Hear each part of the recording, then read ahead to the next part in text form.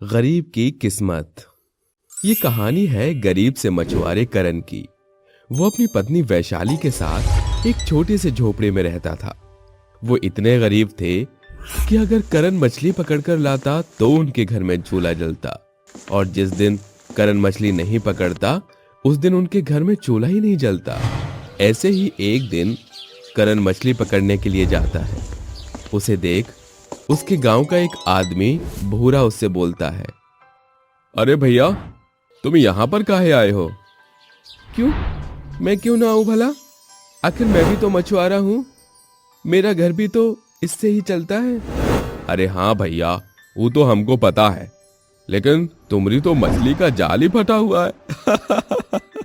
हाँ भैया, तुम सही बोल रहे हो, लेकिन अब जैसा भी है हम अपना गुजारा तो इससे ही करते हैं। तो भैया तुम अच्छा सा एक मछली पकड़ने के लिए नया जाल ले लो ना। नहीं भैया, हमारे पास इतना रुपया नहीं है जो हम नया जाल खरीद सकें। अरे ओ भैया जी, हम तो भुला गए थे कि तुम जब मछली पकड़ते हो वही दिन तुम्हारा चूल्हा जलता है, और जिस दिन तुम मछली नहीं पकड़ते हो वो दिन तुम्हारा चूल्हा नहीं जलता है। भूरा करण का मजाक बनाने लगता है। बेचारा करण उदास हो जाता है और अपनी मछली पर ध्यान देने लगता है, लेकिन हर रोज की तरह आज भी उसके जाल में कोई भी मछली नहीं फंसी। करण को अब ये बात सताने लगी कि उसके पास जाल नहीं है, और वो सोचने लगा, आज भी कोई भी मछली नहीं फंसी, आज फिर मेरे घर में चूल्हा नहीं जलेगा। पता नहीं भगवान क्या कर रहे हैं, मैं आज अपनी पत्नी को क्या खिलाऊंगा। करण ये सब सोच रहा था और कुछ देर बाद वो घर आ जाता है। जैसे ही वो घर आता है उसकी पत्नी वैशाली उससे बोलती है, करण जी, आज मछली पकड़ी है आपने या कुछ भी नहीं लेकर आए हो तुम? वैशाली, दरअसल मुझे कुछ कहना है। हाँ करण जी, बोलिए। वैशाली, तुम गुस्सा तो नहीं करोगी ना? नहीं करण जी, मैं गुस्सा नहीं करूंगी, बताइए ना क्या बात है। वो वो वो मेरा मछली पकड़ने वाला जाल फटा हुआ है, और उसमें जो भी मछली फंसती है वो चारा खाकर बाहर आसानी से निकल जाती है, मेरे जाल से छूट जाती है। इस वजह से मैं मछली नहीं पकड़ पा रहा हूँ, और आज तो भूरा ने मेरा मजाक बना दिया। भूरे ने मजाक बनाया? वो कैसे? करण उसको सारी बात बता देता है और उदास हो जाता है। करण को उदास देखकर वैशाली बोलती है, अरे करण जी, आप चिंता क्यों करते हो, मैं हूं ना। वैशाली अपने गले का मंगलसूत्र निकाल कर करण को देते हुए बोलती है, करण जी, ये मेरा मंगलसूत्र है, इसको आप सुनार के पास जाकर बेच दो, और उससे जो भी पैसे मिलेंगे उसे आप जाल ले लेना। अरे वैशाली, तुम पागल हो क्या? तुम्हारे पास सुहाग की बस यही निशानी है, और तुम मुझे इसको भी बेचने को बोल रही हो? भगवान ने चाहा तो आप दिन रात तरक्की करोगे, तो मैं ऐसे मंगलसूत्र एक नहीं बल्कि बहुत सारे ले लूंगी। उसकी ये बात सुनकर करण की आंखों में आंसू आ जाते हैं और उसको गले से लगा लेता है। थोड़ी देर बाद करण उस मंगलसूत्र को बेच देता है और अपने लिए जाल ले आता है, और जो थोड़े पैसे बचते हैं उससे घर का राशन ले आता है। और अब दिन गुजरने लगते हैं, लेकिन करण के घर की स्थिति नहीं सुधरती। एक तरफ तो करण अपने बगल में रहने वाले भूरा से परेशान था, क्योंकि वो उसको हर दिन उल्टा सीधा बोलता था, तो वहीं बेचारी वैशाली अपनी पड़ोसन से परेशान थी। उसके पास कोई भी आता तो उसको ताने मार के चला जाता। एक दिन सरिता वैशाली के पास आती है और उससे बोलती है, अरे वैशाली, मैंने सुना है कि तेरे पति का काम नहीं चल रहा, बेचारा वो भी परेशान रहता है, उसको तो दो दो जगह चीजें संभालनी पड़ती हैं। बेचारा बाहर से थक हार के आता है, ऊपर से तुम्हें भी देखता है।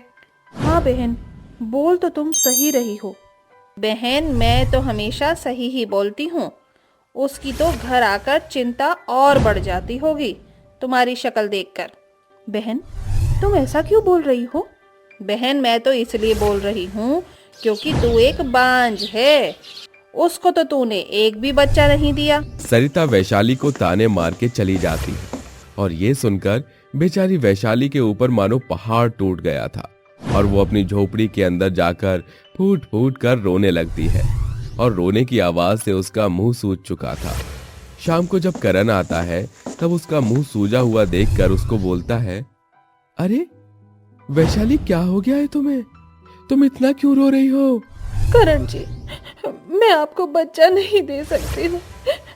मेरी वजह से आप परेशान रहते हो। मुझे माफ कर दो।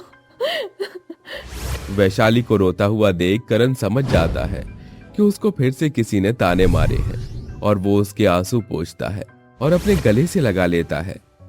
अगली सुबह वो मछली पकड़ने जाता है। वो बहुत ही उदास होकर मछली पकड़ता है और जैसे ही वो अपनी मछली का जाल फेंकता है उसका जाल बहुत ही भारी हो जाता है।